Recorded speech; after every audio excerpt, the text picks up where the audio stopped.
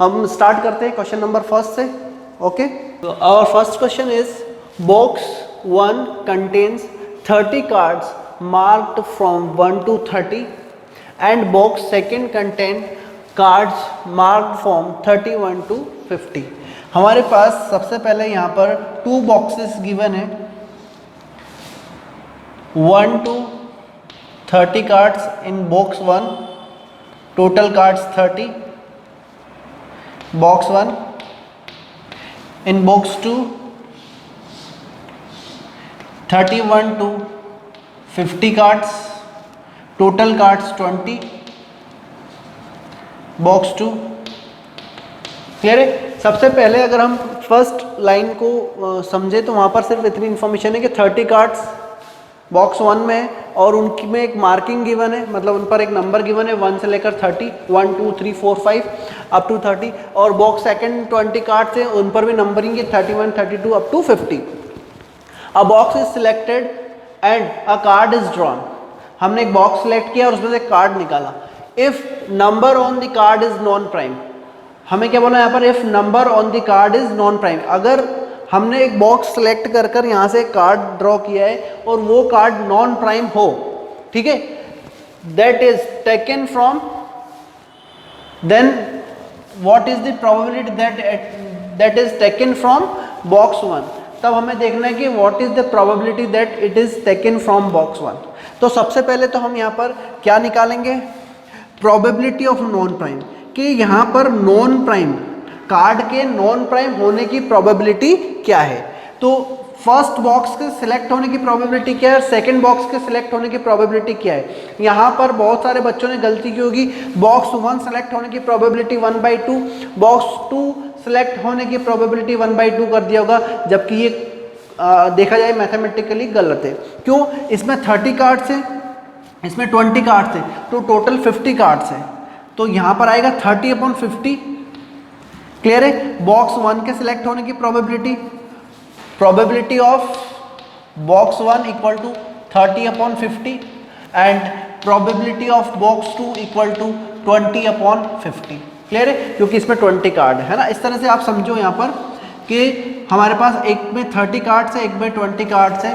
तो अगर हम देखें तो दोनों बॉक्स में से कार्ड ड्रॉ होने की प्रोबेबिलिटी हाफ हाफ तो नहीं हो सकती.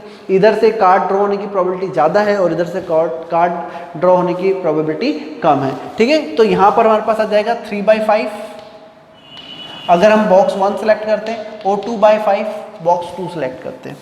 ठीक है, और फिर एक और चीज़ बात कर लेते हैं. बॉक्स 1 में हमारे पास नॉन प्राइम नंबर्स कितने होते हैं वो बात करें तो प्राइम नंबर्स जितने वो काउंट कर लो, उसमें से टोटल में से माइनस कर देंगे तो नॉन प्राइम आ जाएगा. तो इसमें कितने प्राइम कार्ड्स हैं, प्राइम नंबर वाले कार्ड्स हैं, उसकी बात करें तो 2 3 5 7 11 13 17 19 23 29 1 2 3 4 5 6 7 8 9 10. टोटल 10 कार्ड्स हैं यहाँ पर. कैसे, प्राइम. तो non prime, total non prime cards कितने होंगे हमारे पास, 20. टोटल कार्ड्स 30, उसमें से यहाँ पर नॉन प्राइम 20 है. यहाँ पर प्राइम कार्ड्स कितने हैं, 31 is prime number, 32 33 34 35 36 37 38 39 40 41 43 and 47. 1 2 3 4 5 cards prime है. तो number of non prime cards box 2 में नॉन प्राइम कार्ड्स कितने हो जाएंगे, 15. क्लियर है. तो probability of non prime when box 1 is chosen. Box 1 में से नॉन प्राइम आने की प्रोबेबिलिटी 20/30. टोटल कार्ड्स 30, उसमें से 20 नॉन प्राइम है, 2/3. Probability of non prime when box 2 is chosen कितना आएगा, 15/20. तो 5 3 15, 5 4 3/4. ओके, तो ये प्रोबेबिलिटी आ गई हमारे पास non prime when box 1 is chosen, probability of non prime when box 2 is chosen. Probability of non prime, क्या बात कर रहे हैं हम कि नॉन प्राइम कार्ड होने की प्रोबेबिलिटी. तो हमने बोला कि जब हम बॉक्स 1 चूज करेंगे, बॉक्स 1 चूज करने की प्रोबेबिलिटी 3/5 एंड उस टाइम पर प्राइम आने की probability 2/3 plus box 2 is chosen then probability of non prime. तो ये टोटल प्रोबेबिलिटी में आता है, मतलब यहाँ पर हमने क्या बताई, टोटल प्रोबेबिलिटी बताई कि बॉक्स 1 और बॉक्स 2 से मिलकर नॉन प्राइम आने की प्रोबेबिलिटी कितनी। तो probability of non prime equal to, इसका एलसीएम लेने की जरूरत नहीं, अभी इसको एज इट इज रहने देते हैं, बाद में कुछ कैंसिल होगा। तो अब हमें पता लगाना है probability of box 1 when card is non prime. अगर card drawn card non prime है तब उसके बॉक्स 1 से निकलने की प्रोबेबिलिटी, तो रिवर्स प्रोबेबिलिटी लगाना है। तो यहां पर आ जाएगा probability of box 1 into probability of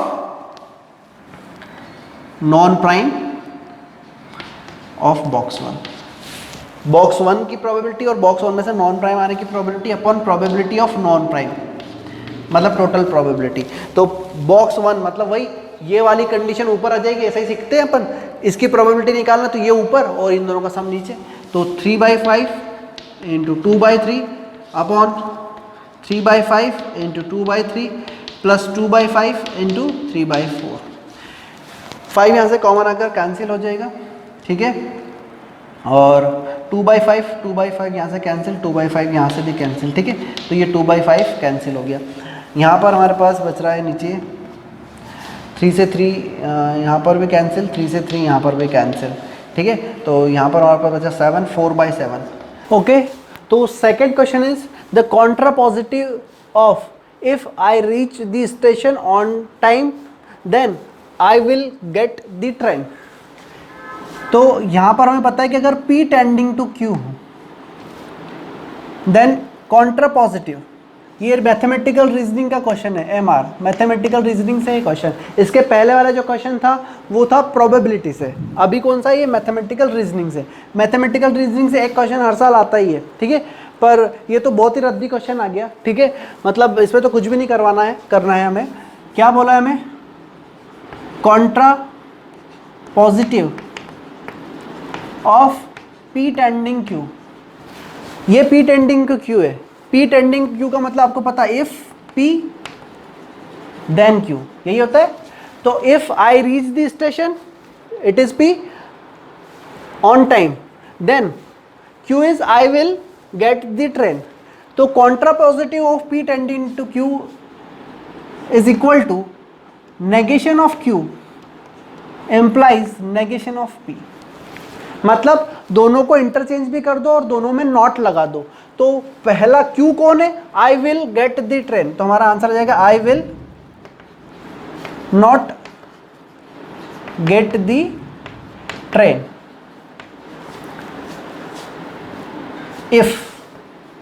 if I will not get the train then first P, I reach the station on time,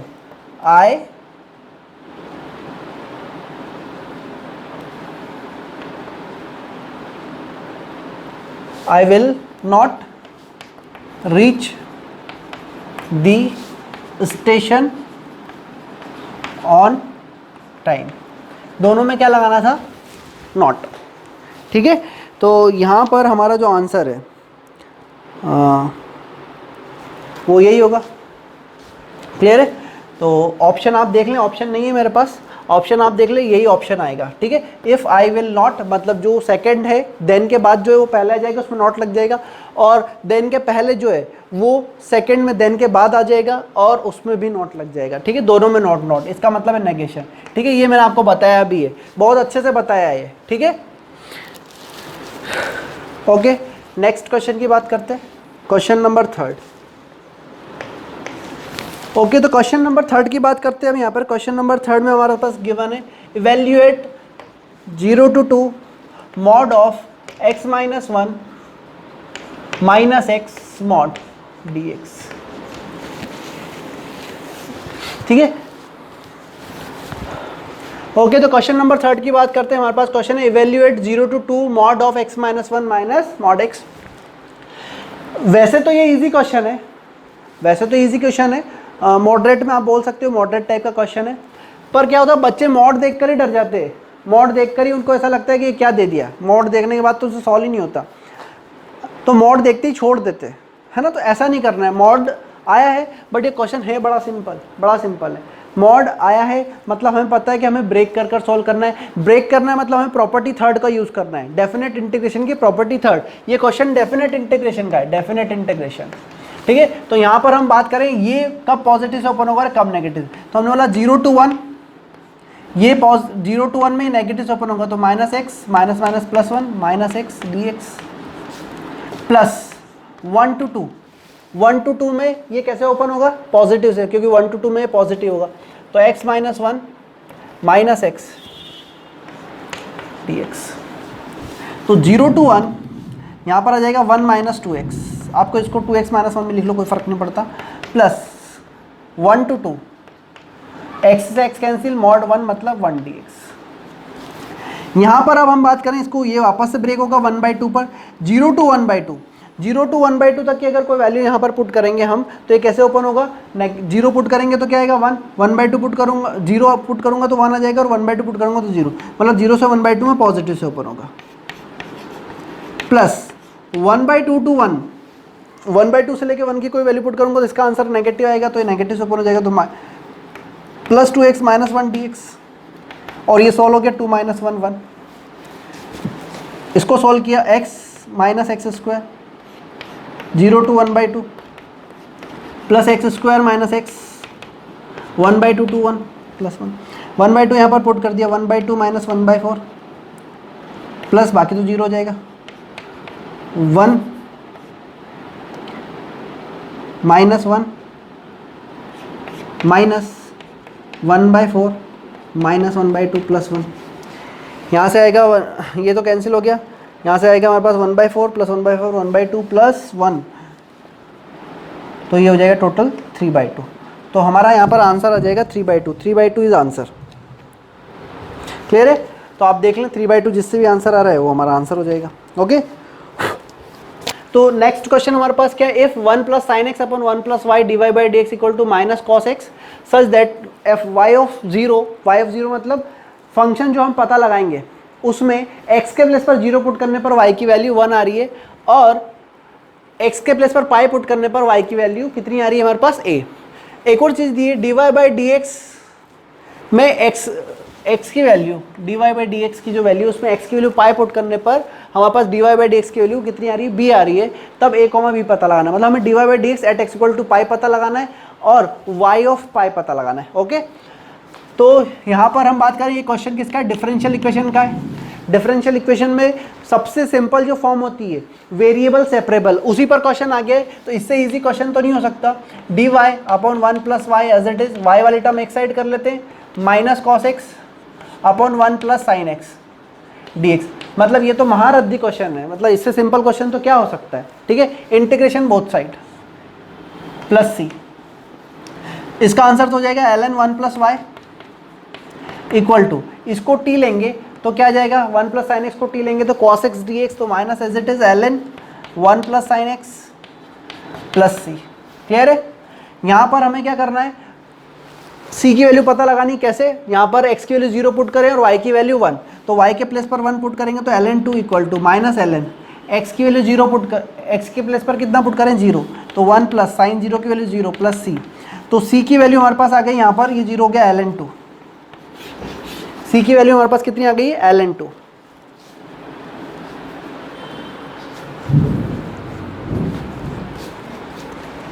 तो ln 1 plus y equal to minus ln 1 plus sine x plus c की value put कर देते हैं ln 2, यहाँ से ln को cancel कर देते तो 1 plus y equal to 1 upon 1 plus sine x, ये पावर ऊपर चली जाएगी, इनटू ये 2 कहाँ जाएगा हमारे पास मल्टीप्लाई में। ठीक है, या फिर log m minus log n का फॉर्मूला लग जाएगा, तो log m upon n, 2 upon 1 plus sine x और 1 plus y as it is. अब हमें क्या बोला है नेक्स्ट यहाँ पर बोला हुआ है y of pi equal to a, क्या बोला है y of pi equal to a, मतलब हमें y के प्लेस पर तो a पुट करना है और x के प्लेस पर पाई पुट करना है, तो 1 plus A equal to 2 upon 1 plus sine pi की वैल्यू 0 है, तो a इक्वल टू कितना आ जाएगा हमारे पास यहाँ पर 1, ए की वैल्यू 1 आ गई।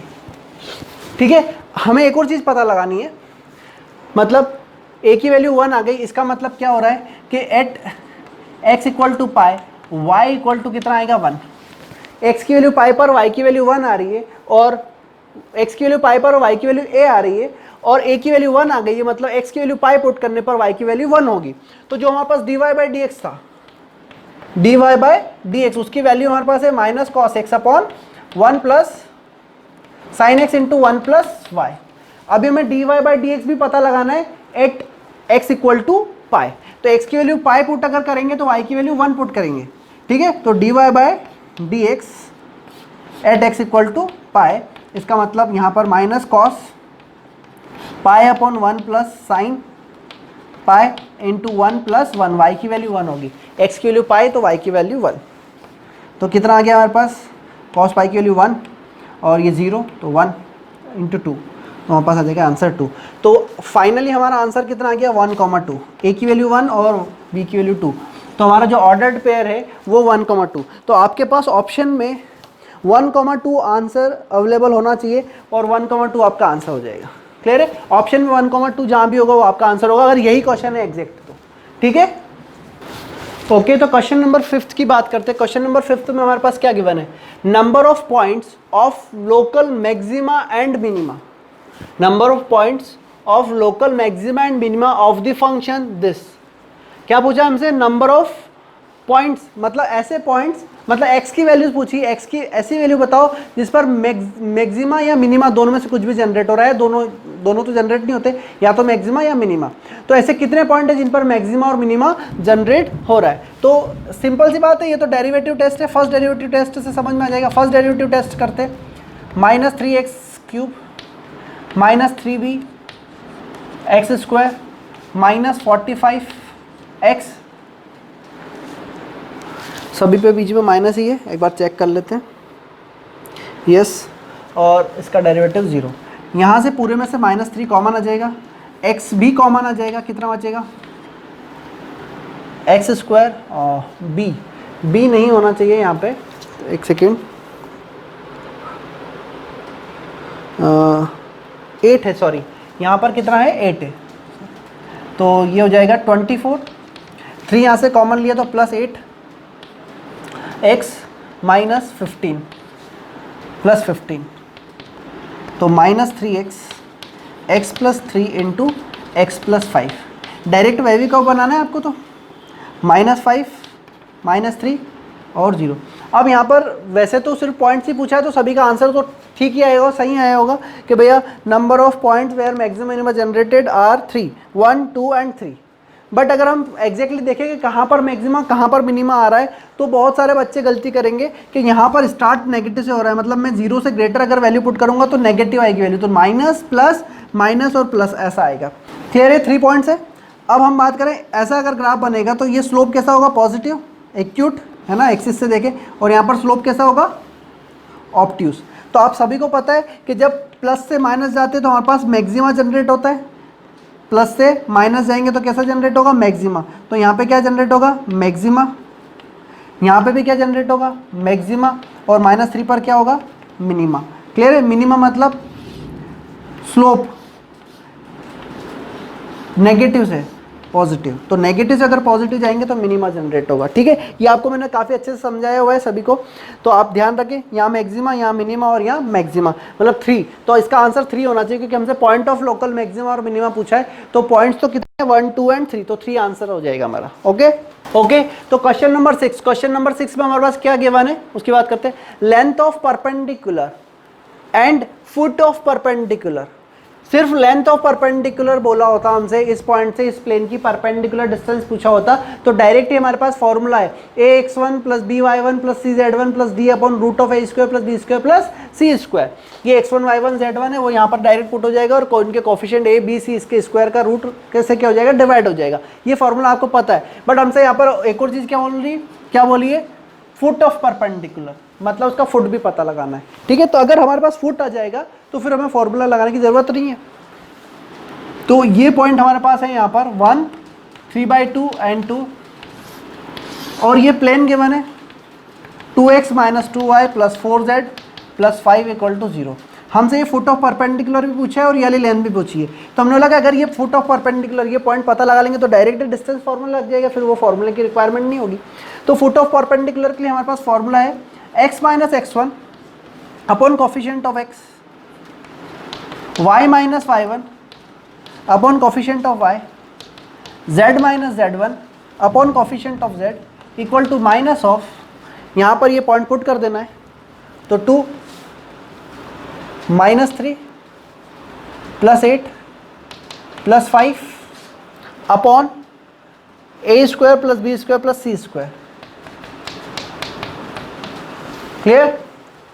तो अब क्या करेंगे, इसको इससे इक्वेट करेंगे, इसको इससे इक्वेट करेंगे और इसको b इससे, तो x minus 1 upon 2 equal to, इसको सॉल्व किया कितना आएगा 12 अपॉन 24, तो minus 1/2, y minus 3/2 upon minus 2 equal to minus 1/2, z minus 2 upon 4 equal to minus 1/2। यहाँ पर सॉल्व किया 2 से 2 कैंसिल, x की वैल्यू कितनी आएगी 0, माइनस माइनस प्लस प्लस 1 और प्लस 3/2 कितना हो जाएगा हमारे पास, सॉरी 2 से 2 कैंसिल, हाँ तो प्लस 1 प्लस 3/2 कितना हो जाएगा 5/2 और z इक्वल टू हमारे पास कितना आ जाएगा माइनस 2 0। तो हमारे पास जो पॉइंट आया वो आया 0 5/2 0, तो यहाँ पर जो पॉइंट आ रहा है वो आ रहा है 0 5/2 0 एंड डिस्टेंस, इनके बीच की डिस्टेंस निकाल लेते, कितनी आ जाएगी 1 प्लस 4 √6। तो हमारे पास जो डिस्टेंस आएगी perpendicular distance is √6 and foot of perpendicular 0 5/2 0, 0 5/2 0 आना चाहिए। क्लियर है? तो क्वेश्चन नंबर 7, नेक्स्ट क्वेश्चन है हमारा क्वेश्चन नंबर 7 जो कि ITF से, ITF में हम यहाँ पर बात करें sine inverse 6x plus sine inverse 6√3x equal to minus π/2। Clear है? तो यहाँ पर इनवर्स ट्रिग्नोमेट्री फंक्शन का अगर क्वेश्चन आया तो दिखने में जरूर छोटा लगता है, सॉल्व करने में हो सकता है बड़ा हो जाए। ठीक है, तो हम देख लेते हैं इसको सॉल्व कर थोड़ा सा। तो इसको as it is sine inverse 6x equal to minus π/2 को लिख देते हैं sine inverse -1 minus sine inverse 6√3x। Clear है? Sine inverse 6x as it is, इसमें sine inverse x minus sine inverse y का फॉर्मूला लगा देते हैं, तो साइन इनवर्स x मतलब -1 under the root 1 minus 36 into 3 108 x square minus x root of 1 minus y square minus y root of 1 minus x square. तो 1 minus 1 ये तो वाली टर्म क्या हो गई 0, साइन इनवर्स है, साइन इनवर्स यहाँ पर कैंसिल, तो 6x इक्वल टू कितना आ जाएगा हमारे पास minus root of 1 minus 108 x square. Clear है? तो minus 6x equal to root of 1 minus 108 x square, मतलब x नेगेटिव होना चाहिए तभी स्क्वायरिंग बोथ साइड कर सकते हैं, नहीं तो यहाँ पर इक्वलिटी पॉसिबल ही नहीं हो सकती, तो ये नेगेटिव होना चाहिए x की वैल्यू। फिर सॉल्व कर लेते 36x square equal to 1 minus 108 x square, तो यहाँ पर हो जाएगा 144 एक्स स्क्वायर इक्वल टू 1, तो x की वैल्यू हमारे पास आएगी प्लस माइनस 1/12। तो यहाँ से हमने बोल दिया x की वैल्यू नेगेटिव एक्सेप्ट कर सकते, पॉजिटिव एक्सेप्ट नहीं कर सकते, तो x इक्वल टू कितना जाएगा -1/12। या फिर ऐसा देख लो, यहाँ पर x की वैल्यू पॉजिटिव पुट करेंगे और यहाँ पर भी x की वैल्यू पॉजिटिव पुट करेंगे, तो दोनों का सम भी पॉजिटिव आएगा, तो माइनस π/2 नहीं आ सकता। x की वैल्यू नेगेटिव पुट करेंगे तभी माइनस π/2 आ सकता है, इसलिए x की वैल्यू कैसी होगी नेगेटिव ही होगी। क्लियर है? क्लियर? तो ये तो बड़ा सिंपल क्वेश्चन था, बस यहाँ पर एक ट्रिक याद रखनी थी आपको, मतलब एक थोड़ा सा लॉजिक था कि x की वैल्यू नेगेटिव ही एक्सेप्ट करेंगे, पॉजिटिव एक्सेप्ट नहीं करेंगे, नहीं तो दोनों टिक कराएं। ऑप्शन में हो सकता है प्लस माइनस 1/12 भी हो। ठीक है, तो ये बात का आपको ध्यान रखना है।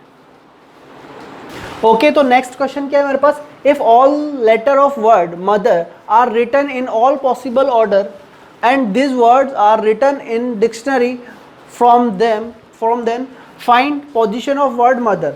मतलब हमें ये बोला कि वर्ड दे रखा है मदर, उससे जितने भी लेटर्स बन सकते हैं वो सारे बनाओ, डिक्शनरी के अकॉर्डिंग अरेंज करो उसको। तो डिक्शनरी के अकॉर्डिंग अरेंज करें तो मदर की जो रैंक होगी वो क्या होगी, तो उसका शॉर्टकट यूज़ कर सकते हैं आप।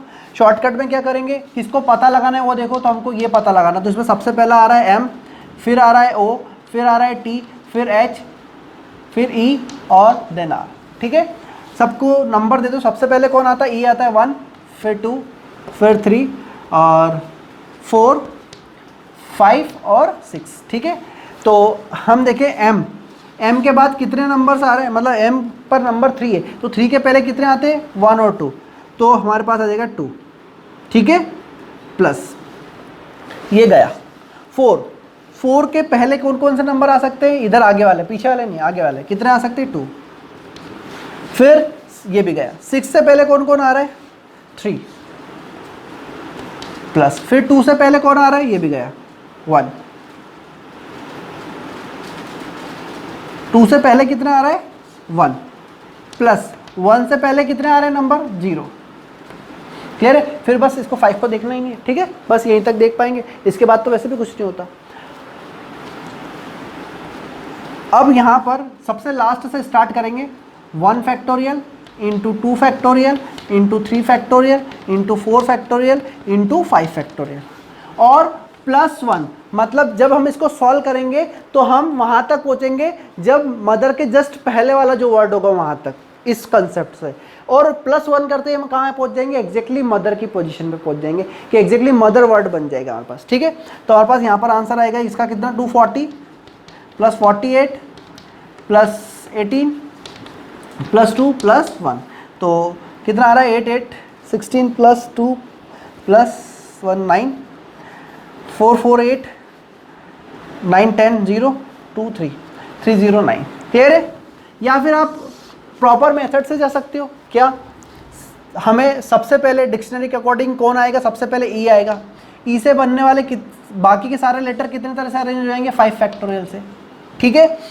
फिर हमें तो ई चाहिए नहीं, ई के सारे लेटर ले लेते हैं। फिर एच से बनने वाले सारे वर्ड कितने आएंगे, वापस 5 लेटर 5 तरह से अरेंज जाएंगे, ठीक है। एच से स्टार्ट होने वाले सारे लेटर्स, ठीक है।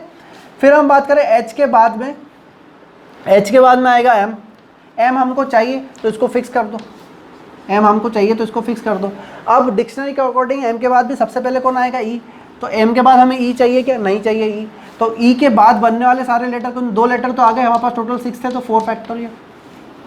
फिर एम एज इट इज, ई के बाद कौन आएगा, अब ई के बाद वाला सेकंड नंबर पे कौन होता है, एच आ जाएगा। एच के बाद यहाँ पर कितने 4 है, तो 4 फैक्टोरियल, ठीक है। फिर एच के बाद कौन आएगा, डिक्शनरी के अकॉर्डिंग एम तो आ चुका है, फिर एम के बाद कौन आने वाला है, ओ, तो एम के बाद आ जाएगा अब ओ, और एम और ओ हमको चाहिए, दोनों ही चाहिए, तो एम और ओ फिक्स हो गए। अब बचे हमारे पास 4 लेटर्स, उसमें से वापस डिक्शनरी के अकॉर्डिंग कौन आएगा, ई आएगा वापस, क्योंकि ई तो अभी तक फिक्स हुआ ही नहीं, तो ई हमें चाहिए क्या, नहीं, तो ई के बाद 3 लेटर यहाँ आ गए, 3 लेटर्स और आ सकते हैं, 1 2 3, तो 3 फैक्टोरियल से अरेंज होंगे। फिर M O as it is, E के बाद कौन आएगा डिक्शनरी के अकॉर्डिंग, एच आएगा, तो ये दोनों तो फिक्स, एच आ गया, एच के लिए वापस है तो 3 फैक्टोरियल। फिर एम ओ, एच के बाद डिक्शनरी के अकॉर्डिंग कौन आने वाला था, 3, वो एम आ चुका है, ओ भी आ चुका है, ठीक है। तो 5th नंबर का आर आएगा, तो आर चाहिए क्या, नहीं चाहिए, तो वापस से बचे हुए तीनों किस तरह से अरेंज होंगे, 3 फैक्टोरियल से, क्लियर है। अब एम ओ, आर के बाद कौन आएगा डिक्शनरी के अकॉर्डिंग, टी आएगा, तो टी ले लिया। एम ओ टी भी चाहिए हमें, ठीक है। अब डिक्शनरी के अकॉर्डिंग कौन आएगा, वापस ई आएगा, तो ई चाहिए क्या, बचे हुए कितने हैं यहाँ पर हमारे पास, 4 हो गए, 2, तो 2 फैक्टोरियल।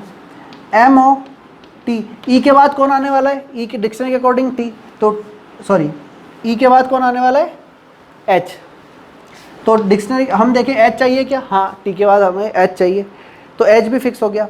फिर एच के बाद डिक्शनरी के अकॉर्डिंग वापस ई आएगा, तो हमें ई चाहिए क्या, यस, ई भी चाहिए, नहीं सॉरी, हाँ, ई चाहिए। और फिर उसके बाद में 5 तो आ गए, अल्टीमेटली आखिरी वाला आर आएगा, तो इसको आप सॉल्व कर लो, 5 factorial into 5 factorial, 4 factorial 4 factorial, 3 factorial 3 time, 2 factorial 1 time, +1, ये वाला मदर, मतलब हम यहाँ तक सॉल्व करते हैं ना ये पूरा, तो ये वाला आंसर आ जाता है, +1 करने से एग्जैक्टली मदर आ जाएगा, ठीक है। क्या किया हमने, ई को फिक्स कर दिया, डिक्शनरी के अकॉर्डिंग सबसे पहले जो वर्ड है वो ई से स्टार्ट होगा, ई से बनने वाले सारे वर्ड ले लिए, क्यों, क्योंकि हमें ई चाहिए ही नहीं स्टार्टिंग में। फिर ई के बाद सबसे पहले कौन आएगा, ई के जस्ट बाद कौन आएगा डिक्शनरी के अकॉर्डिंग, एच आएगा, तो एच को फिक्स कर दिया। फिर वापस उससे बनने वाले सारे ही वर्ड्स को फॉर्म कर लिया 5 फैक्टोरियल से, क्योंकि वो भी नहीं चाहिए। फिर डिक्शनरी के अकॉर्डिंग एम आने वाला है, और एम हमको चाहिए, तो जो चाहिए वो फिक्स कर देते हैं, फिर उसके बाद से वापस सॉल्व करते हैं। तो अब डिक्शनरी के अकॉर्डिंग एम के बाद कौन आएगा, सबसे पहले कौन आएगा, है ना, ये तो हट गया, ये हट गया, इसको हटा दो। अब वापस से बात करते हैं,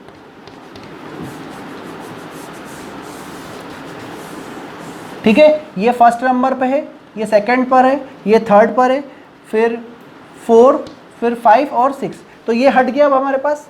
अब डिक्शनरी के अकॉर्डिंग सबसे पहले कौन आएगा, ई आएगा, वापस से ई आएगा, है ना, अभी एम ही हटा है। फिर ई चाहिए क्या हमें, मदर में नहीं, ओ चाहिए, तो ई से बनने वाले सारे लेटर, मतलब ई के बाद कितने गैप बचे, 6 लेटर बनाने हैं, तो 1 2 3 4 और बच जाएंगे, तो 4 फैक्टोरियल अरेंज हो जाएगी सारी चीज़ें। फिर ई के बाद कौन आएगा, एच आएगा, एच के बाद भी 4, ठीक है। एच के बाद फिर कौन आएगा डिक्शनरी के अकॉर्डिंग, ओ हमें चाहिए, तो ओ को भी हमने क्या कर दिया, फिक्स कर दिया, ओ भी हट गया। अब ये 4 बचे, इन पे होगा डिक्शनरी के अकॉर्डिंग, वापस से ई आएगा सबसे पहले, ई से स्टार्ट करते, 2 ये आ गए, 1 ही हो गया, बचे कितने, 3 लेटर्स, 3 फैक्टोरियल से अरेंज हो जाएंगे, ठीक है। फिर कितना बच रहा है, एच, डिक्शनरी के अकॉर्डिंग एच आएगा, एच से बनने वाले, ठीक है। फिर डिक्शनरी के अकॉर्डिंग आर आएगा, आर से बनने वाले। फिर डिक्शनरी के अकॉर्डिंग टी आएगा, तो टी हमें चाहिए, तो अब एम और टी हो गया, तीनों फिक्स होगा, ये भी गया। अब 3 बचे, वापस ई से स्टार्ट होगा, ठीक है, तो ई से स्टार्ट होगा, 2 बचेंगे, 2 फैक्टर, सेम ऐसे प्रोसेस करते जाएंगे, या फिर आप ये शॉर्टकट याद रख लो, दोनों तरीके से सॉल्व कर सकते हो जैसा आप चाहें, ठीक है। तो नेक्स्ट क्वेश्चन हमारे पास क्या है, area enclosed by the region this and this, किससे आया ये, एरिया अंडर द कर्व, ठीक है, AUC से आया हमारे पास ये वाला चैप्टर, मतलब ये भी इंटीग्रल कैलकुलस का क्वेश्चन हुआ, एरिया से आ रहा है, ठीक है। तो हम क्या करें, इन दोनों के या तो ग्राफ प्लॉट कर, जब भी ये क्वेश्चन आए, ये एलिप्स है और ये 4 स्ट्रेट लाइन बनेगी इससे, ठीक है, इनको प्लॉट कर अगर हम ग्राफिकली देख पाए तो बहुत इजीली सॉल्व होएगा, और ग्राफिकली नहीं देख पाए तो फिर जो एक और सेकंड मेथड है उसमें बड़ा सा फॉर्मूला लगेगा, वो थोड़ा सा लेंथी हो जाएगा, तो वैसा नहीं करें। एलिप्स अगर हम बनाएं तो ये क्या जा रहा है, 3 2 -3 और -2 2 2, ठीक है, ऐसा कुछ बन जाएगा, ठीक है, ये ऐसा। और ये वाली लाइन, इसको पहले दोनों को पॉजिटिव से ओपन कर देते, तो x/2 प्लस y/3 = 1 आ जाएगा, ठीक है।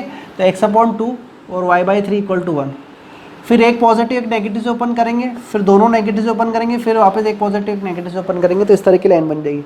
हमें बोला इस लाइन से ग्रेटर, मतलब लाइन के बाहर की तरफ, लाइन से कहाँ जाना है, बाहर की तरफ, और एलिप्स में क्या बोला, लेस देन इक्वल टू 1, मतलब एलिप्स में कहाँ जाना है, अंदर की तरफ। तो दोनों का कॉमन कौन सा हो जाएगा, ये वाला कॉमन पार्ट आ जाएगा, क्लियर है, ये वाला पार्ट दोनों का क्या हो जाएगा, कॉमन, ठीक है। तो हमें इसका एरिया निकालना है, तो हम देखेंगे ये एलिप्स का एरिया हमें पता है, ठीक है, उसमें से ये वाले रोम्बस का एरिया क्या कर दे, माइनस कर दे, इस रोम्बस का एरिया माइनस कर दे, और इस एलिप्स का एरिया क्या कर दे, एलिप्स के एरिया में से रोम्बस का एरिया माइनस कर दे, तो हमारे पास शेडेड पोर्शन आ जाए। तो एलिप्स का एरिया होता है पाई ए कितना है 2 और बी माइनस इस वाले ट्रायंगल का एरिया आप निकाल लो, ये वाली लेंथ 2 है, ये वाली लेंथ 3 है, तो क्या आ जाएगा, ये वाले हाफ बेस इनटू हाइट, तो ये वाला एरिया कितना आ गया 3, तो ये कितना हो गया 3 3 3, तो कितना हो गया 3 3 3 3 12, तो हमारे पास आ जाएगा 6 पाई -12। तो ये बड़ा इजीली सॉल्व हो गया।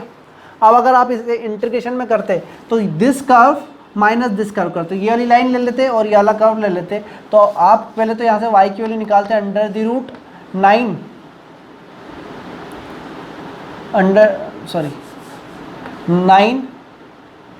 3 √4 - x²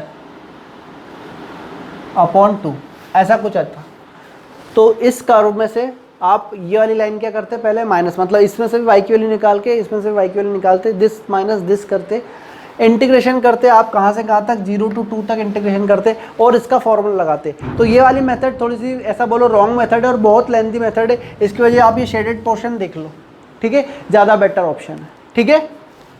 तो नेक्स्ट क्वेश्चन हमारे पास क्वेश्चन नंबर 10, किससे, ये वेक्टर 3D से हमारे पास, अब plane passes through the point this and this, एक प्लेन है जिसमें 2 पॉइंट्स हमारे पास गिवन है कि इन दोनों पॉइंट से ये क्या हो रहा है, पास हो रहा है, and parallel to this line, इस लाइन के क्या है, पैरेलल है, ठीक है। देन प्लेन पासेस थ्रू, तो हम सीधे देखें यहाँ पर कि एक हमारे पास लाइन दी हुई है 2x माइनस 3y मतलब x/3 इक्वल टू y/2, और इसको भी इक्वेट कर देते तो ये हो जाएगा z माइनस 1/0, है ना। जब z माइनस 1/0 हो तो वो ऐसा ही लिखा जाता है, ठीक है। तो एक लाइन हो गई जो प्लेन के पैरेलल है, मतलब एक प्लेन के पैरेलल डायरेक्शन हमें मिल गई है, ठीक है। तो ये प्लेन है, प्लेन पर ऑलरेडी 2 पॉइंट्स गिवन है हमारे पास 2, 1, 2 एंड 1, 2, 1। तो इन दोनों को ज्वाइन कर एक डायरेक्शन ही आ जाएगी, और एक और हमारे पास डायरेक्शन है 3, 2, 0। ये डायरेक्शन है, मतलब पॉइंट नहीं है, ये डायरेक्शन है। कौन सी, ऐसा लिख देता हूँ उसको 3i प्लस 2j। क्लियर है। तो दो डायरेक्शन मिल गई, एक तो इन दोनों के डिफरेंस है, 2 पॉइंट्स अगर प्लेन पर तो उनके डिफरेंस से एक डायरेक्शन मिल जाएगी। वो डायरेक्शन क्या हो गई हमारे पास, i माइनस j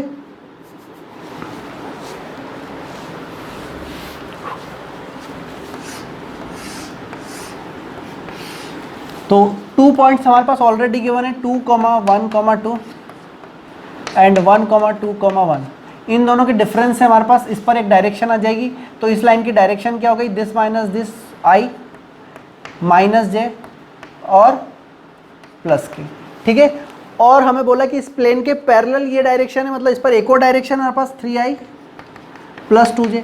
अगर प्लेन पर दो डायरेक्शन मिल जाए, ठीक है, ये एक डायरेक्शन होगा, एक डायरेक्शन है, तो इन दोनों डायरेक्शन के परपेंडिकुलर डायरेक्शन निकाली जा सकती है दोनों के क्रॉस मल्टीप्लिकेशन से, ठीक है। तो प्लेन का हम क्या पता लगा रहे हैं, नॉर्मल वेक्टर। क्या पता लगा रहे हैं, प्लेन का नॉर्मल वेक्टर। तो normal vector of plane equal to i j k 1, -1, 1, 3, 2, 0।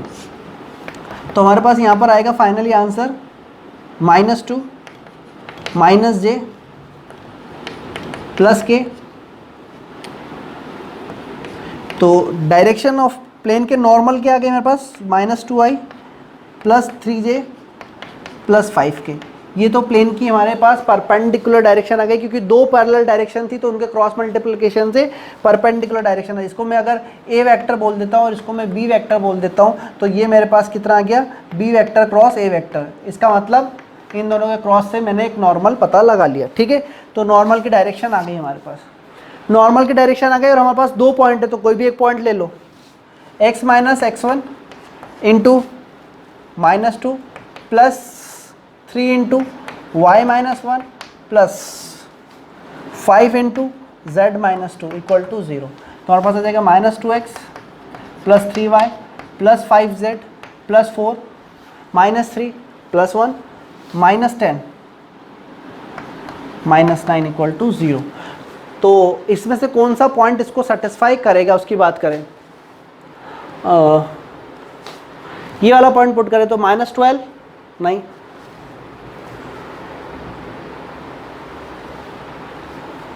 Minus plus 2 sorry 9 भी आ रहा है, हाँ। तो ये वाला पॉइंट अगर हमने पुट किया तो 12 और ये माइनस नहीं आएगा, -2 प्लस 4 और 5 9, तो सी ऑप्शन सेटिस्फाई कर जाएगा। क्लियर है। तो हमारे पास यहाँ पर आंसर हो जाएगा c -2 0 और 1, और प्लेन की इक्वेशन हो गई 2x minus 3y minus 5z plus 9 equal to 0, या फिर -2x plus 3y plus 5z minus 9 equal to 0। Okay, clear है। मतलब हमने प्लेन पता लगा लिया, प्लेन पर दो पॉइंट्स है, उससे एक डायरेक्शन आ गई, प्लेन के पैरेलल एक डायरेक्शन गिवन थी तो उससे दूसरी डायरेक्शन आ गई, दोनों के क्रॉस से प्लेन का नॉर्मल वेक्टर आ गया। नॉर्मल वेक्टर अगर पता चल गया मतलब प्लेन की डायरेक्शन मिल गई, परपेंडिकुलर डायरेक्शन मिल गई, पॉइंट हमारे पास है ही, ये या ये कोई सा भी पॉइंट ले लो, प्लेन की इक्वेशन आ जाएगी। क्लियर है। प्लेन में ये पॉइंट सेटिस्फाई करवाना है आपको। Okay,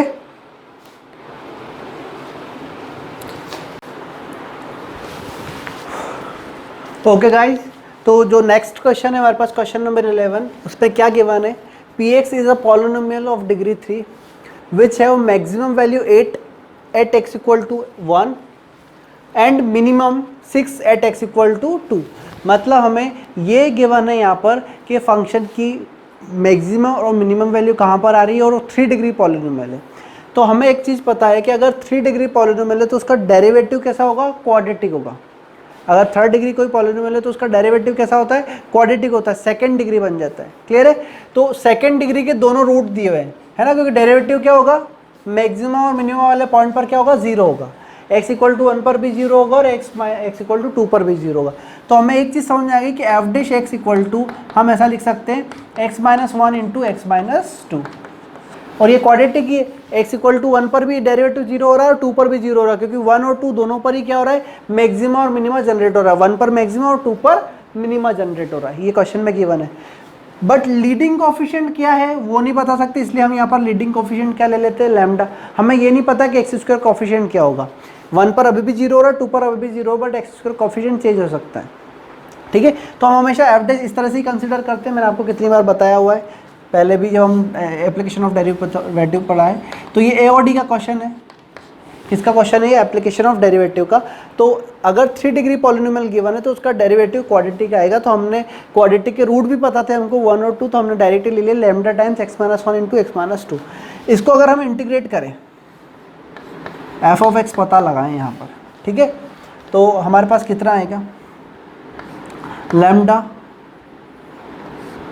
x cube upon 3 minus 3x square by 2 plus 2x plus c, है ना। इंटीग्रेट करेंगे तो कांस्टेंट और आएगा एक एक्स्ट्रा, और हमें गिवन है कि इस फंक्शन में 1 पुट करने पर ये 8 के इक्वल होगा, क्योंकि इसकी मैक्सिमम वैल्यू 8 है, 8x इक्वल टू 1, मतलब फंक्शन में अगर x के प्लेस पर 1 पुट करूँगा तो 8 आएगा, तो और 2 पुट करूँगा तो 6 आएगा। तो एक बार 1 पुट कर दें यहाँ पर, ठीक है, f of 1 lambda 1/3 minus 3/2 plus 2 plus c, solve कर लेते हैं इसको। तो लैम्डा टाइम्स एलसीएम कितना आएगा हमारे पास 6, तो 2 माइनस 9 प्लस 12 प्लस सी, तो यहाँ पर फाइनली आंसर आएगा -7, तो 5/6 lambda plus c equal to 8 given है।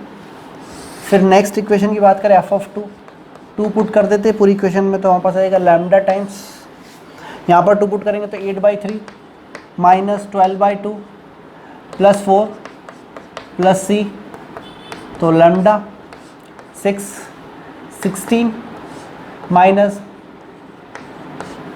36 प्लस 24 प्लस सी, सॉल्व कर लेते हैं। 24 से ये कैंसिल हुआ तो कितना बचा हमारे पास, 6 30 40 40 माइनस 36, 40 माइनस 36 कितना होगा हमारे पास 4, तो 2/3 lambda plus c equal to 6 given है। ये इक्वेशन 2, इक्वेशन 1 क्या करें, दिस माइनस दिस, इसमें से इसको माइनस करेंगे, हमारे पास आएगा 5/6 minus 2/3 lambda equal to 2, LCM आएगा 6, तो 5 माइनस 4 लैम्डा इक्वल टू 2, तो लैम्डा की वैल्यू कितनी आ जाएगी हमारे पास 12, लैम्डा की वैल्यू 12 आ जाएगी, लैम्डा की वैल्यू 12 यहाँ पुट कर दो, तो 10 सी की वैल्यू कितनी आ जाएगी -2, तो सी इक्वल टू आ जाएगा -2, तो यहाँ पर पुट कर देंगे, ठीक है, और इसको सॉल्व कर लेते हैं। P of x equal to कितना आ गया हमारे पास, सॉरी सी चाहिए था हमें, पी ऑफ 0 एफ ऑफ 0 है ना, एफ डैश मतलब सॉरी पी डैश है, ये पी ऑफ एक्स हो गया, क्लियर है, तो ये पी ऑफ 2, तो पी ऑफ 0 चाहिए, तो यहाँ पे 0 पुट कर देंगे तो पूरा खत्म हो जाएगा, कितना बचेगा सी की वैल्यू कितनी आ गई हमारे पास -2, सी की वैल्यू कितनी आ गई हमारे पास -2, तो हमारा आंसर यहाँ पर हो जाएगा -2, पी ऑफ 0 की वैल्यू -2 हो जाएगी, ठीक है, इंटीजर टाइप में हो सकता है क्वेश्चन आया हुआ। नेक्स्ट क्वेश्चन में हमारे पास क्या बोला है, क्वेश्चन नंबर 12, जो कि सीक्वेंस एंड सीरीज से आया है,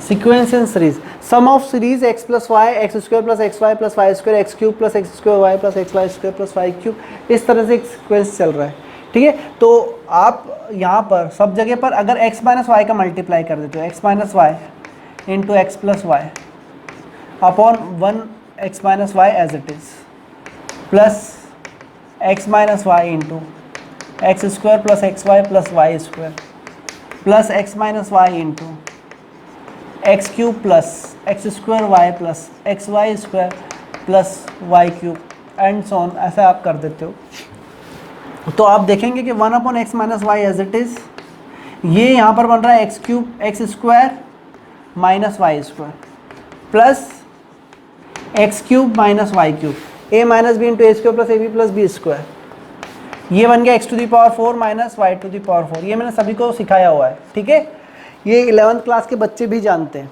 तो 1 upon x minus y as it is, आप देखेंगे x square x cube x to the power 4, ये एक सीक्वेंस अलग बन गया, ठीक है, minus y square plus y cube plus y to the power 4, ये एक सीक्वेंस अलग बन गया। 1 upon x minus y as it is, यहाँ पर हो गया first term upon 1 minus common ratio minus first term upon 1 minus common ratio. इसको और सॉल्व कर लो चाहो तो, ठीक है, और जो भी कैंसिल हो रहा है, जो भी ऐड सब्ट्रैक्ट हो रहा है, सब हो जाएगा, सॉल्व हो गई। ओके, तो नेक्स्ट क्वेश्चन हमारे पास क्या है, value of 1 plus sine 2π/9 plus i cos 2π/9 upon 1 plus sine 2π/9 upon i cos. तो ये जो क्वेश्चन है कॉम्प्लेक्स नंबर से आयोटा आपको दिख रहा है, तो एक क्वेश्चन ही कॉम्प्लेक्स नंबर से आया, तो सिंपल क्वेश्चन है, ज़्यादा डिफिकल्ट क्वेश्चन नहीं। आपको पता है कि सबसे पहले हमें इसको कॉस पे कन्वर्ट कर लेना चाहिए। क्या करना चाहिए, इसको सबसे पहले कॉस पे कन्वर्ट कर लेना चाहिए, या फिर यहाँ पे 2 थीटा वाला दोनों में फॉर्मूला लगा देना चाहिए, ठीक है, दोनों में कुछ भी कर लो। तो इसको कॉस में कन्वर्ट करना ज़्यादा बेटर है। इसको हम ऐसा लिख सकते हैं कि cos π/2 minus 2π/9 plus i sine π/2 minus 2π/9 upon 1 plus cos π/2 minus 2π/9 minus i sine π/2 minus 2π/9, इस तरह से whole cube.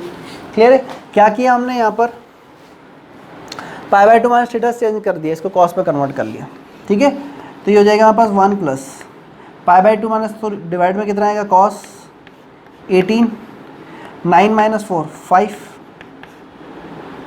Plus i sine 5π/18 upon 1 plus cos 5π/18 minus i sine 5π/18 whole cube, ठीक है, ऐसा आ गया। अब हमें पता है 1 plus cos theta plus i sine theta का जो फॉर्मूला होता है उसमें e⁻θ/2 आता है, बट आप चाहो तो इसको सॉल्व कर सकते हो, कोई दिक्कत नहीं, ठीक है। इसको अगर सॉल्व करेंगे तो यहाँ पे क्या 1 plus cos theta 2 cos square theta वाला फॉर्मूला लग जाएगा, ठीक है। तो 2 कॉस स्क्वायर θ/2, तो 5π/36 प्लस इसको भी ऐसा लिख सकते हैं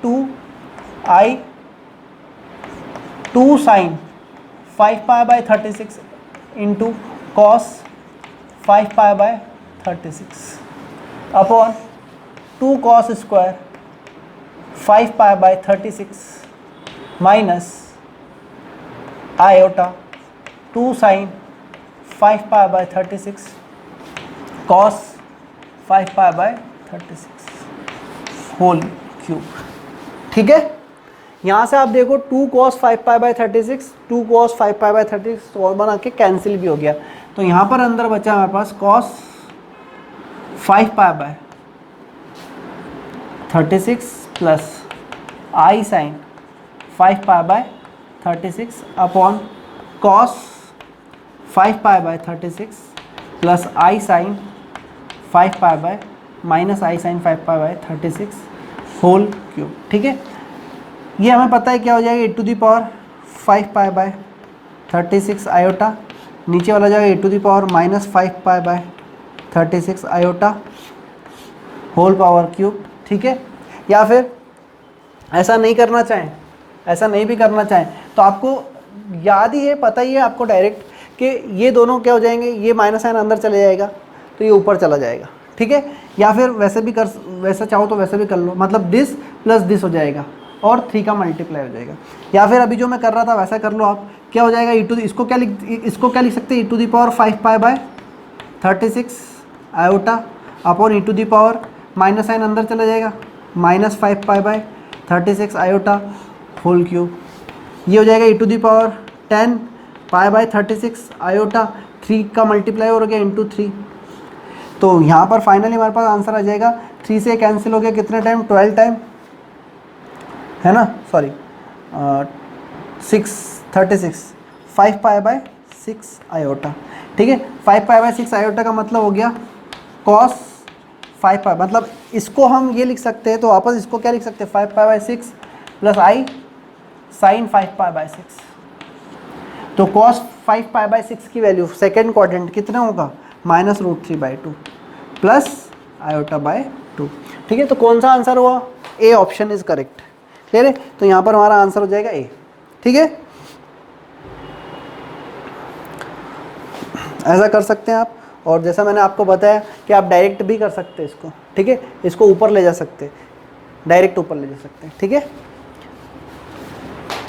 या फिर ये इसका कॉन्जुगेट है, दिख रहा है ना? तो आप इसका ऊपर नीचे मल्टीप्लाई कर दो इसके अपोजिट साइन का, तो इसका स्क्वायर हो जाएगा और इसका क्या हो जाएगा आंसर 1 हो जाएगा। ठीक है, देखो यहाँ पर क्वेश्चन नंबर 14 में हमारे पास क्या गिवन है, z minus alpha upon z plus alpha is purely imaginary. ये प्योरली इमेजनरी है। ठीक है, and mod z equal to 82 हमारे पास गिवन है, देन मॉड अल्फा इज।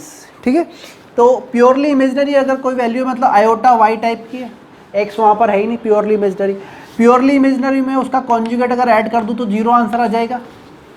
ठीक है, तो वही कॉन्सेप्ट हम यहाँ पर समझ रहे हैं कि ये अगर प्योरली इमेजनरी है तो this plus conjugate of this equal to 0। Solve कर लेते हैं, तो z into z conjugate minus alpha z conjugate plus z alpha conjugate minus alpha into alpha conjugate plus z into z conjugate plus alpha z conjugate minus alpha conjugate z minus alpha conjugate alpha equal to 0। Z alpha conjugate plus का और minus का cancel हो गया, और alpha z conjugate और ये दोनों भी कैंसिल हो गए। Z into z conjugate mod z square plus mod z square तो 2 mod z square minus 2 mod alpha square equal to 0। तो मॉड जेड इक्वल टू हमारे पास मॉड अल्फा आ गया। मॉड जेड की वैल्यू 82 गिवन है, तो mod alpha की value भी कितनी हो जाएगी 82। तो यहाँ पर हमारा आंसर हो गया 82। क्लियर है, 82 इज आंसर। ओके, तो और next question is question number 15। A equal to x belong to natural number. A equal to हमारे पास एक सेट दिया है जहाँ पर एक्स उसका मतलब ए की वैल्यू एक्स है और एक्स नेचुरल नंबर में बिलोंग कर रहा है, और यहाँ पर जो x की वैल्यू है 1 to 17 है। मतलब इनडायरेक्ट वे में हमको ये बोला हुआ है यहाँ पर this implies A equal to 1, 2, 3 up to 17, 1 से लेकर 17 तक है। ओके, फिर हमारे पास नेक्स्ट सेट दिया है बी की वैल्यू हमें बताइए ax प्लस बी, और ये सब जो वैल्यू है x की वैल्यूज दी हैं। ये किसकी वैल्यूज है? x की। मतलब x की value 1, 2, 3, 4, x belong to a, मतलब x कहाँ बिलोंग कर रहा है? a में बिलोंग कर रहा है। तो यहाँ से हम क्या बोल रहे हैं कि a की वैल्यू 1, 2, 3 मतलब x की वैल्यू 1, 2, 3, 4 अप टू 17 तक ले सकते हैं, और b हमारे पास गिवन है ax प्लस बी। यहाँ पर हमें b के बारे में कुछ दिया हुआ है, मीन का b का वेरियंस और b का मीन गिवन है। वेरियंस कितना है? 216 एंड मीन 17 है। तो b का हम मीन पता लगाते हैं, तो मीन ऑफ सेट b क्या होगा? यहाँ पर 1, 2, 3 अप टू 17 पुट होगा, तो a into 1 plus 2 plus 3 plus up to 17 upon 17 sum of all terms plus number of term divided by number of term plus b 17 times आएगा तो divide by 17, b वापस again b आ जाएगा वहाँ पर। इसको सॉल्व कर लेते, 17 इंटू 18 डिवाइडेड बाई 2 तो 9 है प्लस b इक्वल टू हमारे पास क्वेश्चन में गिवन है मीन की वैल्यू 17 इक्वल टू 17। इसको हाल फिलहाल इक्वेशन 1 बोल देते। वेरियंस ऑफ बी मतलब sigma b square equal to क्या आएगा? Summation of ax plus b whole square divided by 17, x equal to 1 to 17 minus summation of x equal to 1 to 17 ax plus b whole square.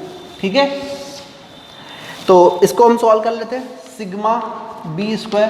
ठीक है, वैसे आपको पता होना चाहिए कांस्टेंट से कोई फर्क नहीं पड़ता, पर हम सॉल्व कर लेते हैं।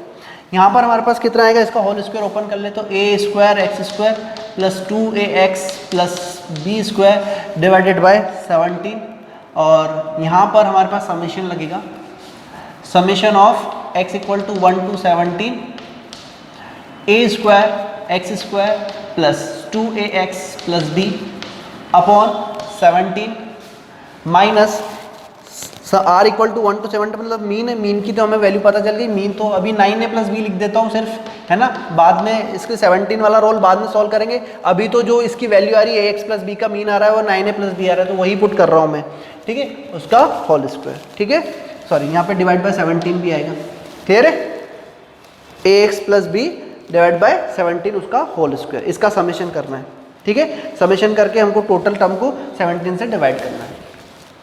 इसको सॉल्व कर लेते हैं, तो यहाँ पर हमारे पास आ जाएगा a square into 1 square plus 2 square plus up to 17 square plus 2a as it is 1 plus 2 plus up to 17 plus 17 times b आएगा और डिवाइडेड बाय 17 इसमें अलग, डिवाइडेड बाय 17 इसमें अलग, और यहाँ पर सिर्फ b, सॉरी ये b स्क्वायर, ओके, माइनस यहाँ पर हो जाएगा हमारे पास 81a square plus minus b square minus 18a।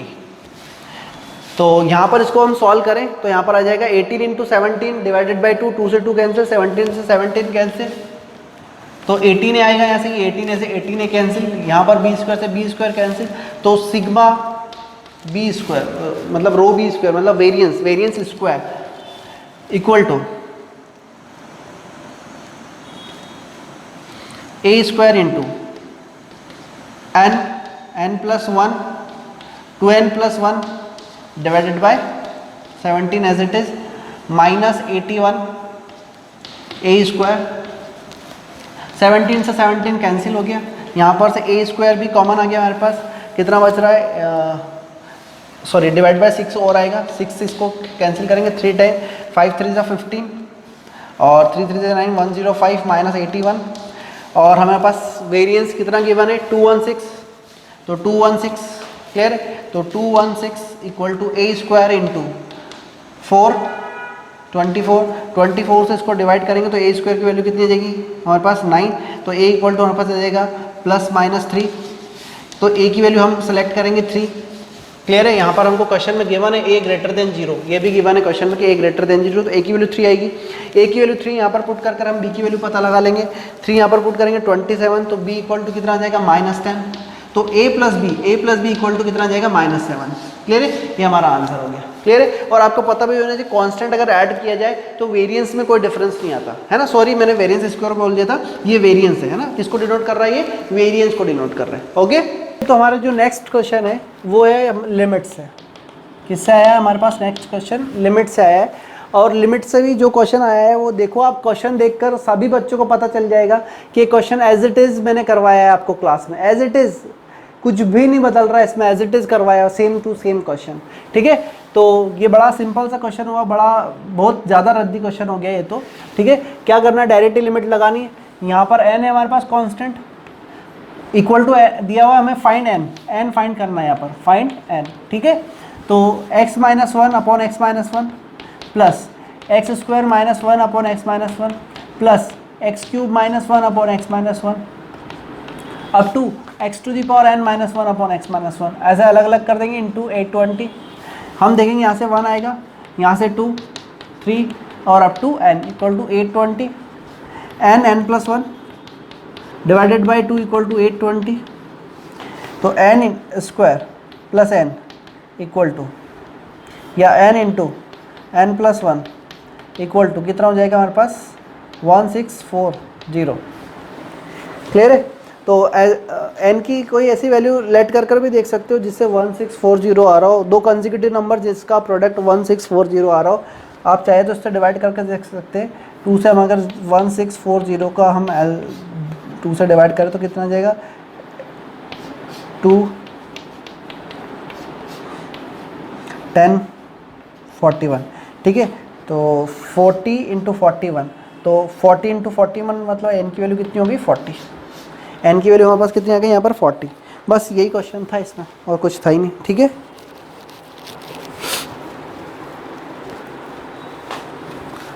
Okay, आप सब लोगों को क्लियर हो गया होगा ये। नेक्स्ट क्वेश्चन की बात करते हैं, क्वेश्चन नंबर हमारा कौन सा था 16, ठीक है। तो नेक्स्ट क्वेश्चन की बात करते हैं, क्वेश्चन नंबर 17 हमारे पास है, if equation this has roots alpha comma beta and Sn equal to alpha to the power n plus beta to the power n, then select the correct option। ऐसा question पहले भी हमारे पास advance में काफ़ी बार आया हुआ है और अब मेंस में भी ऐसे क्वेश्चन आने लग गए, ठीक है। तो ऐसे क्वेश्चन करने की अब हमें आदत हो चुकी है, मतलब ऐसे क्वेश्चन से अब डर नहीं लगता। पहली बार जब नया नया आया था तो थोड़ा सा ऐसा लगता था कि इसको कैसे सॉल्व करना है, बट अब तो ये बड़ा ईजी सा, अब तो याद है हमें कैसे करना है, ठीक है। तो देख ले पहले तो क्या करना है, ठीक है। तो S6 और S5 हर जगह हमें नज़र आ रहा है, तो मतलब S6 और S5 पता लगाना है। तो S6 की वैल्यू कितनी आ जाएगी, हम बात करें alpha to the power 6 plus beta to the power 6। S5 की वैल्यू कितनी आ जाएगी हमारे पास alpha to the power 5 plus beta to the power 5। और एक चीज़ हमें पता है कि 5 alpha square plus 6 alpha minus 2 equal to 0, 5 beta square plus 6 beta minus 2 equal to 0, ये हमारे पास गिवन है क्योंकि अल्फ़ा और बीटा इसके रूट्स है, ठीक है। अब हम बात करें कि हमें 5 का मल्टीप्लाई अल्फ़ा में चाहिए, स्क्वायर वाली टर्म में चाहिए, और लीनियर वाली में 6 का मल्टीप्लाई चाहिए। तो ऑब्वियस सी बात है कि हम 6 का मल्टीप्लाई यहाँ करेंगे और यहाँ पर कितने का मल्टीप्लाई करेंगे 5 का, तो यहाँ पर हो जाएगा 5 और यहाँ पर हो जाएगा 6। यहाँ से हम अल्फ़ा टू दी पावर 4 को बन लेंगे तो अल्फ़ा स्क्वायर और 6 ये वाला बच जाएगा। तो हमें क्या कर देना चाहिए, यहाँ पर 5 का मल्टीप्लाई करना चाहिए 5x टू दी पावर 6, तो 5 alpha to the power 6 plus 5 beta to the power 6। यहाँ पर 6 का मल्टीप्लाई कर देना चाहिए 6s to the power s5, तो 6 alpha to the power 5 plus 6 beta to the power 5। दोनों को ऐड कर देते 5s6 प्लस 6s5।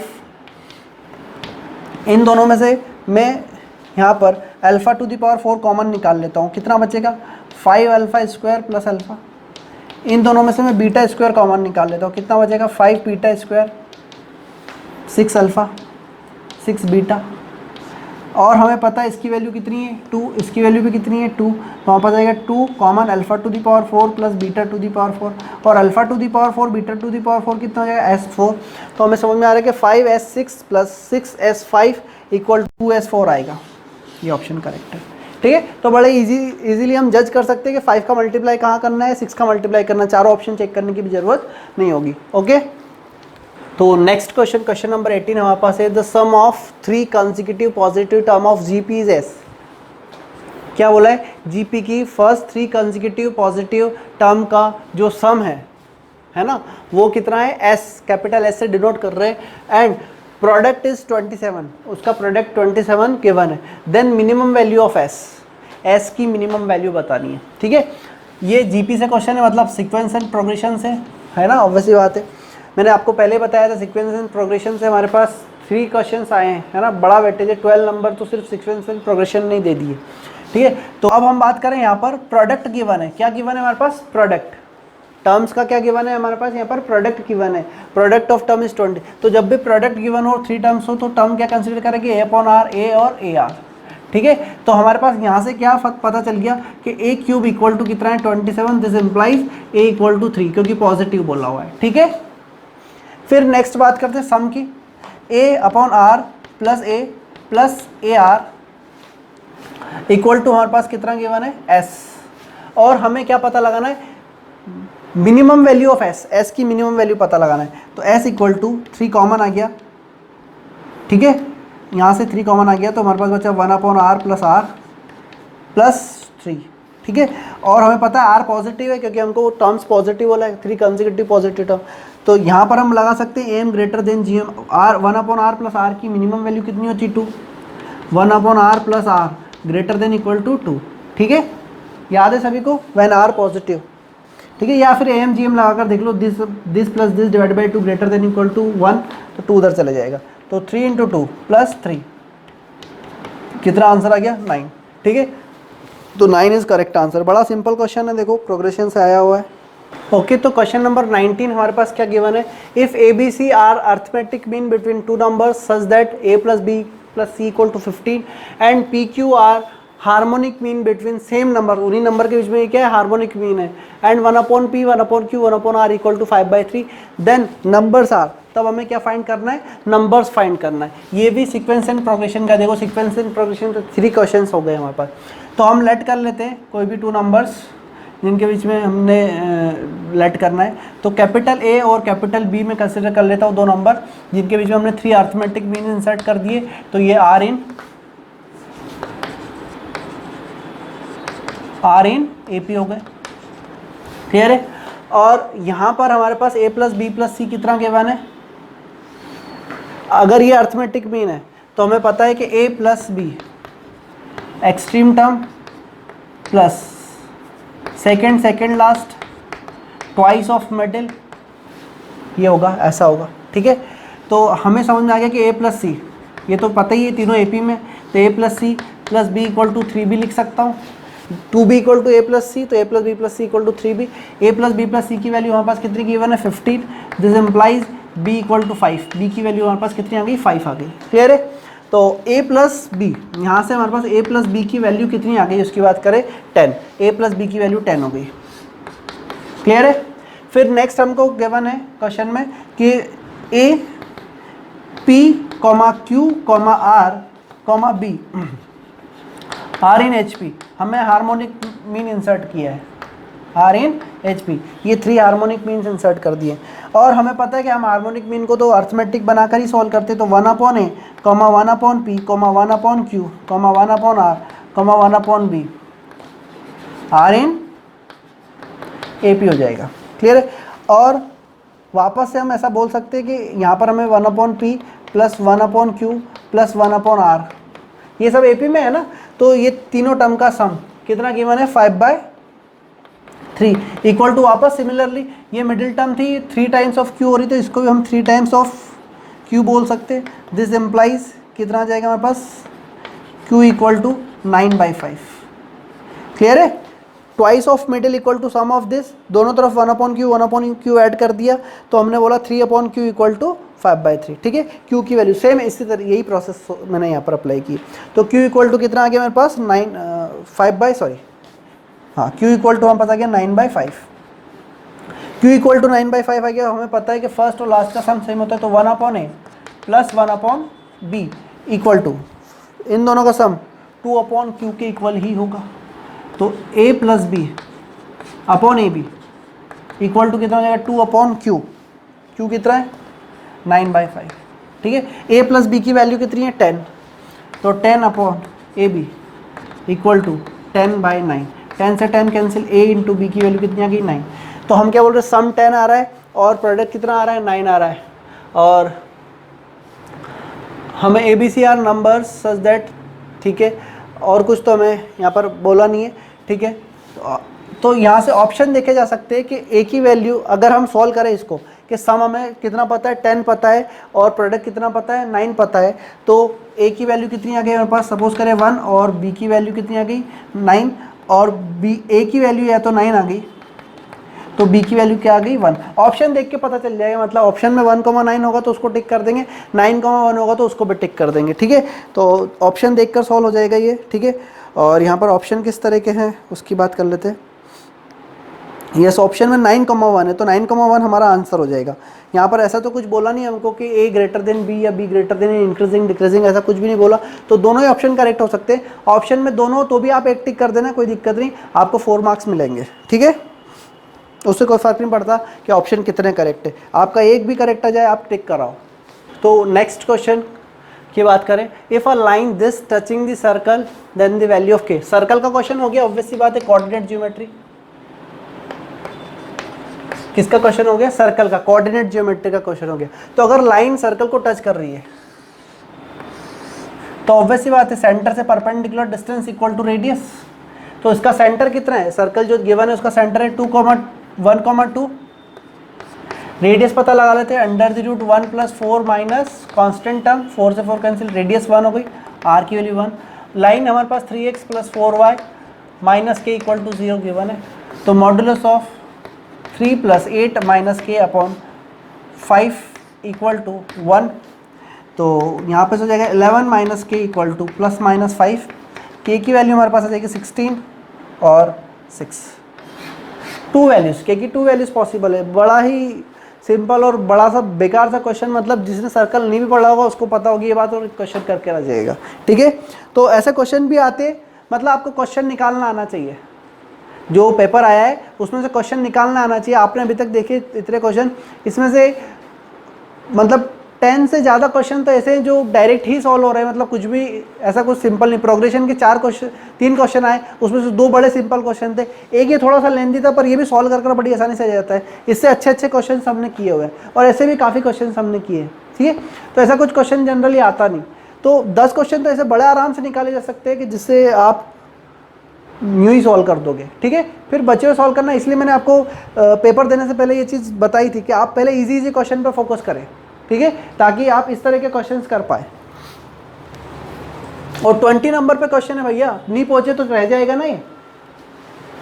ओके, तो so next question number 21 is let a cube plus b square equal to 2 in the expansion of this the term independent of x is 10k। मतलब यहाँ से जो term आ रही है x पर independent term, x पर independent term का मतलब coefficient of x, sorry x की पावर 0, कांस्टेंट टर्म, वहाँ पर x नहीं होना चाहिए, मतलब x की पावर क्या हो जानी चाहिए, 0 होनी चाहिए। Then maximum value of k, ठीक है। तो यहाँ से हम बात करें टी आर, जनरल टर्म आपको पता होना चाहिए, बस आपका आंसर आ जाएगा। T r equal to n C r a into x to the power 1/9 to the power 10 minus r into b r to the power b x to the power -1/6 to the power r. Okay, तो n C r a to the power 10 minus r into b to the power r into x to the power 10 minus r upon 9 minus R by 6, ठीक है। LCM ले लेते हैं इसको, और इसको 0 से इक्वेट करना है क्योंकि x की पावर 0 करनी है, इंडिपेंडेंट ऑफ x मतलब x की पावर 0 करनी है। तो यहाँ पर 9 है तो 18 आएगा एलसीएम, तो 20 minus 2r minus 3r divided by 18 equal to 0। तो r की वैल्यू हमारे पास आ गई यहाँ पर 4 आ गई, r इक्वल टू 4 आ गया, ठीक है। तो टी आर की वैल्यू कितनी आ गई, मतलब टी, ये r+1 होता है ना, टी r+1, तो टी आर मतलब टी फिफ्थ टर्म कितनी आ गई 10, n की वैल्यू 10 है, 10c 4, r की वैल्यू 4 है, और a to the power 10 minus 4 6, b to the power 4, इसकी वैल्यू पूछी हमसे। ये किसके इक्वल बोला है, 10k के इक्वल बोला है। Then maximum value of k, तब हमें k की मैक्सिमम वैल्यू बतानी है, ठीक है। तो थोड़ा सा और देख लेते हैं, यहाँ पर हमें कुछ गिवन है a cube plus B square, ये दोनों पॉजिटिव है, ठीक है, ठीक है, कहीं ना कहीं पॉजिटिव दिया होगा, ठीक है। तो a cube plus B cube divided by 2 arithmetic mean greater than equal to geometric mean a cube into B square. तो यहाँ से हमारे पास आ जाएगा a cube plus B square, a cube plus B square की वैल्यू कितनी है हमारे पास 2, ठीक है। तो यहाँ पर 2 पुट कर देते तो 1 greater than equal to a cube B square. तो a क्यूब बी स्क्वायर की जो मैक्सिमम वैल्यू है वो 1 है, तो यहाँ पर a क्यूब बी स्क्वायर की मैक्सिमम वैल्यू पुट कर दी हमने। तो a क्यूब बी स्क्वायर की मैक्सिमम वैल्यू पुट कर दी, तो हमारे पास आ गया 10c4 इक्वल टू 10k, ठीक है। 10c4 को सॉल्व कर लेते, 10 into 9 into 8 into 7 divided by 4 into 3 into 2 into 1, 4 2 जा 8, 8 से 8 कैंसिल, 3 3 जा 9, 10 से 10 कैंसिल, k इक्वल टू कितना आ जाएगा 21, k की वैल्यू कितनी आ जाएगी यहाँ पर हमारे पास 21 आ जाएगी। क्लियर है? ओके, तो नेक्स्ट क्वेश्चन की बात करते हैं, ठीक है। नेक्स्ट क्वेश्चन हमारे पास है locus of a variable P X comma Y is given by this, मतलब एक्स कोमा वाई में एक इक्वेशन दी हुई है और कुछ भी नहीं, ठीक है। वेयर एक्स और वाई -1 कॉमा -1 नहीं है, ठीक है। मतलब डायरेक्ट आप सिर्फ एक पॉइंट नहीं ले सकते, पूरा लोकस ये गिवन है X comma. The equation of circle touching the locus of P, मतलब इसको टच करने वाले सर्कल की, ये कर्व दिया हुआ है हमारे पास, इसको टच करने वाले सर्कल की इक्वेशन पता लगानी। The equation of circle touching the locus of P, P का लोकस ये है, तो इसको टच करने वाले सर्कल की इक्वेशन पता लगानी है। 8 -1, 2, जो कि उसको कहाँ पर टच कर रहा हूँ, -1, 2 पर टच कर रहा हूँ, and passing through the point 1, -2 is given bye. तो ऑप्शंस होंगे, ऑब्वियस सी बात है। तो ये कर्व हमारे पास जो गिवन कर्व है x³ प्लस y³ ये थोड़ा सा डिफिकल्ट क्वेश्चन बोला जा सकता है, ठीक है। ये एक ऐसा क्वेश्चन है जिसको आप डिफिकल्ट बोल सकते हो यहाँ पर, कि ये कर्व है, थोड़ा सा मतलब सॉल्व करना पड़ेगा आपको यहाँ पर। ये एक सर्कल जिसको हमको फाइंड करना है, ठीक है। ये पॉइंट P है जहाँ पर ये टच कर रहा है, और ये टेंजेंट बना दी हमने, है ना, P पॉइंट पर -1, 2 पर। तो हमें पता है इस कर्व को -1, 2 पर जो टेंजेंट प्लॉट की है वो, और इस सर्कल पर जो टेंजेंट प्लॉट की वो दोनों की क्या होगी, कॉमन टेंजेंट ही होगी, ठीक है। तो ये टेंजेंट निकाल लेते हैं सबसे पहले, ठीक है। तो ये टेंजेंट क्या आएगी, इसको हम ले लेते हैं, इसका डेरिवेटिव कर देते 3x² plus 3y² dy/dx plus 3x dy/dx plus 3y = 0। यहाँ पर x की वैल्यू -1 पुट कर देते हैं और y की वैल्यू 2 पुट कर देते, तो 3 प्लस 12 dy/dx -3 dy/dx प्लस 6 = 0। तो 11 dy/dx